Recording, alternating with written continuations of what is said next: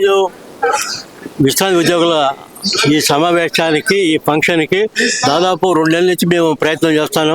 ఈ 2 నెలల నుంచి కూడా ఒక సాగునీరు తయారు చేయడానికి ఉద్దేశం అనుకున్నాం.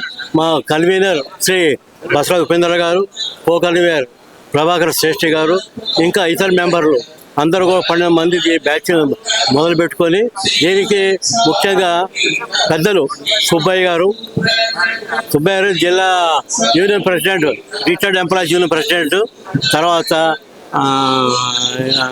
ఐ సాయిలయ్య గారు డిప్యూటీ రిటైర్డ్ తహసీల్దార్ గారు, తర్వాత హనుమంతరావు, నాగాచారి గారు, మా వగేరా అందరం కూడా కలిసి కూడా ఒక కమిటీని ఏర్పాటు చేసుకొని దీని మెంబర్స్ అందరూ కూడా ఉద్యోగులందరూ కూడా వెరిఫై చేసి లిస్ట్ మొత్తం ఫైనల్ చేసుకొని వాళ్ళకి ఫోన్ ద్వారా వాళ్ళకి చేసుకొని తెలియపరచుకొని ఈ రోజున ఈ సమావేశం ఏర్పాటు చేయడం జరిగింది.